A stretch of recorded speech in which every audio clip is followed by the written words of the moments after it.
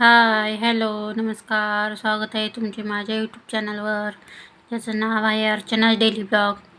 तर बघा, आज आमच्या आर्यांच्या स्कूलमध्ये ग्रीन डे सेलिब्रेशन होता. मग म्हणलं चला, आज त्याच्यासाठी विशेष म्हणून स्वयंपाक होता. तर बघा, का रात्री बाजारातून पालकची भाजी आणायला सांगितली होती. मग अगदी एकच पेंडी घेऊन आली होती. एका पेंडीत खूप काही म्हणजे बऱ्यापैकी खूप पुऱ्या वगैरे होऊन जातात. तर बघा, रात्री पेंडी आणली होती. छान पालक निवडून घेतला आणि 2-3 वेळा छान पाण्याने स्वच्छ असा धुवून घेतला. त्यानंतर त्यातलं पाणी वितळून घेतलं. मग म्हणलं थोडे पालक पुऱ्या आणि थोडे भजी पण बनवावेत, पालक भजी पण बनवावेत.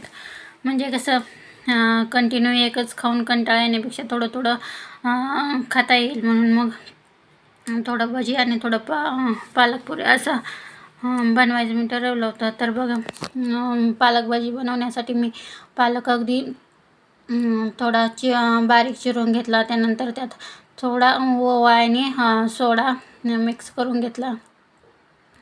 त्यानंतर बेसन थोडं ॲड केलं. थोडं थोडं करून एकदमच न टाकता थोडं थोडं बेसन टाकून घेतलं आणि ते अगदी पालक आणि बेसन एकत्र व्यवस्थित छान असं मिक्स करून घेतलं. अगदी थोडं थोडं पाणी टाकायचं, म्हणजे जास्त पातळ होत नाही. आणि पालक आणि बेसन एकदम परफेक्ट प्रमाण करून घेतलं की पालकाची भजी अगदी छान होऊन जातात. जास्त पातळ करायचे नाही, नाहीतर होतं कसं तेलात ते पूर्ण पुऱ्यासारखं पसरलं जातं. म्हणून जरा घट्टसर पीठ ठेवायचं.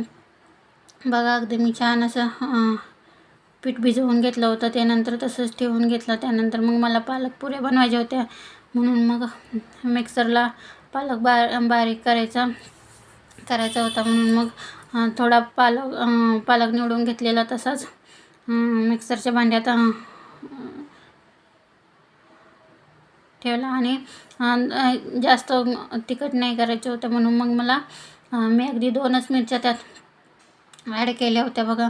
त्यानंतर मिक्सरला बारीक करून घेतलं. छान असं बारीक वाटण करून घेतलं. त्यानंतर मग पुऱ्या बनवण्यासाठी पीठ मळायचं होतं. तर बघा, अगदी जास्त पण नाही, अगदी थोड्याशाच पुऱ्या बनवल्या होत्या. त्यासाठी मग मी मैदा न वापरता गव्हाचं पीठ आणि रवा असं मिक्स केलं होतं. तर अगदी बघा, अशा टुम्म फुगून जातात अशा प्रकारे. आणि राहतं कसं, मैदा पचायला जरा जड जातो. मग मुलांसाठी ते चांगलं राहत नाही, म्हणून मग गव्हाच्या पिठातच मी पुऱ्या बनवायचे ठरवले होते. तर बघा, अगदी गव्हाच्या पिठाच्या पुऱ्यासुद्धा खूप छान होतात. तर बघा, थोडं नमक आणि ओवा आणि सोडा मिक्स करून ते केलेलं पालकाचं वाटण मिक्स करून घेतलं. त्यानंतर अगदी चपातीला पीठ मळतात ना, त्या पद्धतीने मी अगदी पीठ असं मस्त मऊसूत मळून घेतले. बघा, माझ्याकडं खरं तर बारीक रवा नव्हता, जरा जाडसर रवा होता. त्यामुळं जरा मी जास्त वेळ असं मळून घेतलं अगदी छान. आणि होतं कसं, मग थोडा वेळ रेस्ट करायला ठेवलं होतं. त्यामुळं छान असं एकदम टुम्म छान पुऱ्या एकदम मस्त होत होत्या. तर बघा, अगदी एक 10 ते 15 मिनटांना अगदी छान असं पीठ छान मळून घेतलं. आणि छान पीठ मळल्यामुळं होतं कसं, पुऱ्या छान लाटता येतात आणि तळायला पण खूप छान वाटतं. मग अगदी चपातीचे गोळे करतात त्या पद्धतीने 4च गोळे बनवून घेतले होते. त्यानंतर बघा, जास्त पीठ न लावताना पटपट लाटून घेतलं. मग एकच मोठी चपाती बनवल्यासारखी बनवून घेतली. कारण होतं कसं, छोट्या पुऱ्या बनवत बसायचं म्हणलं तर खूप वेळ लागतो. मग सकाळचं आवरायचं असतं सगळंच, मुलांचं पण आवरायचं, म्हणून मग एक मोठी चपाती बनवल्यासारखी बनवून घेतली. आणि त्याला माझ्याकडं असं फुलपात्र अशी काटाची नाही तर जरा वेगळे आहेत, म्हणून मग मी ग्लासनं अशा छोट्या पुऱ्या बनवून घेतल्या होत्या. म्हणजे गोल गोल राऊंड काढून घेतले त्याचे. आणि एकदमच न तळता मग असे सगळ्या करून ठेवल्या पटपट. आणि नंतर मग तळायला घेतल्या. म्हणजे होतं कसं, गॅसची पण बचत होते आणि आपली वेळ पण वाचतो. मग अशा प्रकारे मी सगळ्या पुऱ्या बनवून घेतल्या होत्या. तोपर्यंत मग माझं इकडं तेल गरम करायला ठेवलं होतं. छान असं तेल गरम होईपर्यंत अगदी 2 ते 4 गोळ्याच्या पुऱ्या माझ्या लटून तयार झाल्या होत्या. तर बघा अगदी जास्त न वेळ लागता अगदी पटपट रेसिपी अशी माझी तयार झाली होती. तुम्ही पण नक्की ट्राय करा. बघा होतं कसं मुलांच्या स्कूलच्या नादाने ना आपल्या पण घरचं नियोजन अगदी छान पद्धतीने राहतं. तर बघा त्याच्या स्कूलमध्ये आज ग्रीन डे सेलिब्रेशन होतं. मग म्हणून म्हणलं त्याला टिफिनमध्ये पण ग्रीन फूड द्यायला सांगितलं होतं. मग ग्रीन फूड राहतं काय मग आलू पराठा वगैरे असं काही काही बनवायला सांगितलं होतं. म्हणजे ग्रीन सगळ्या फूड आणायला सांगितले होते.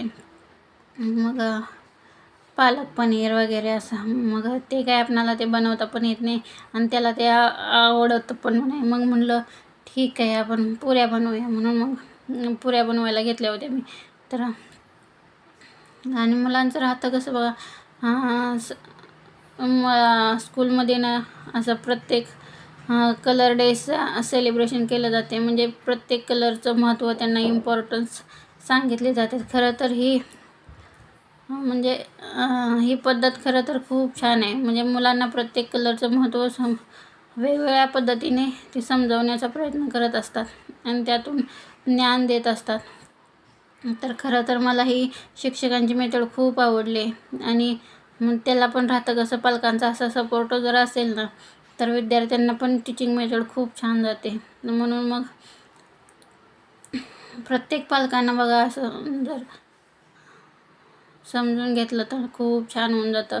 तर अगदी बघा माझ्या पुऱ्यांना खूप छान अशा टम्म फुगत होत्या आणि खूप भारी वाटत होते. मग एक्स्ट्रा एकच टाकली म्हणजे करपत नाही आणि तळायला पण ते खूप सोपं जातं. म्हणून मग मी एक पुरी टाकून तळून घेतल्या होत्या. अगदी मस्त अशा पुऱ्या माझ्या बनवून तयार होत्या. त्यानंतर बघा मला पालक भजी बनवायचे होते. म्हणून मग माझ्या पुऱ्या तळून झाल्या की मी पटकन भजी करायला घेतले आणि अगदी थोडेसेच भजी बनवून घेतले होते. भजी पण खूप छान आणि खूप छान झाले होते. अगदी मऊ मऊसूत असे छान लागत होते आणि शिवाय तेलकट पण होत नाहीत आणि ते खायला खूप टेस्टी लागतात. अशा प्रकारे कधीतरी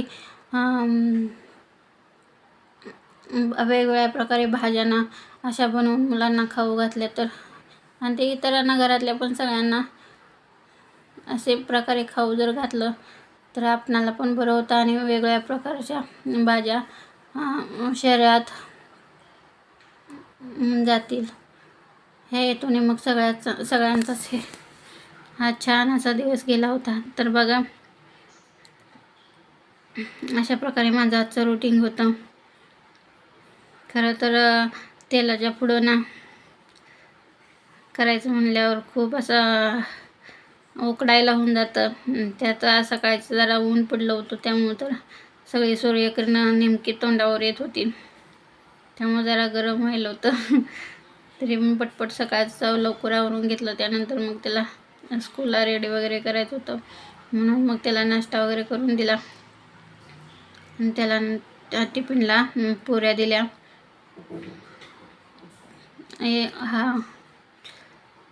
बघा पालक पुऱ्या ना दह्यासोबत खायला खूप छान लागतात. एकदम मस्त अशा लागून जातात आणि जास्त तिखट नसल्यामुळं मुलं अगदी आवडीने खातात. बघा आमची दीदीसुद्धा ना खूप छान आवडीने खाते. अगदी पहिली पुरी तळल्यापासून ना तिचं सुरुवात होती मम्मी एक दे म्हणून. तिनं पण आवश्यक 2-3 पुऱ्या खाऊन घेतल्या होत्या. म्हणजे असं मुलं पण आवडीनं खाऊन जातात. काही ना काहीतरी आपल्या निमित्ताने होऊन जातं मुलांच्या निमित्ताने. तर बघा व्हिडिओ आवडल्यास नक्की ट्राय करा आणि व्हिडिओला लाईक शेअर आणि सबस्क्राईब करा. तर अगदी भजीसुद्धा माझे खूप छान बनवून झाले होते आणि भजी तळताना ना नेहमी लक्षात ठेवायचं हाय फ्लेमवर भजी तळायचे नाही तर वरून करपल्यागत होतात आणि मग आतून तसेच कच्चे राहतात. म्हणून मिडियम फ्लेमवर भजी नेहमी तळताना तळायचे म्हणजे भजी आतपर्यंत छान भाजले जातात आणि खूप छान खुसखुशीत होऊन जातं. तर चला, व्हिडिओ आवडल्यास नक्की लाईक करा आणि सांगत चला व्हिडिओ आवडतात का म्हणून.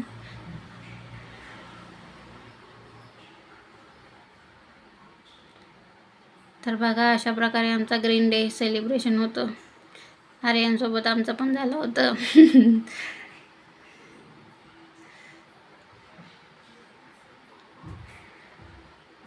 त्यानंतर मग खरं तर घरातली बाकीची कामे पण खूप पडली होती.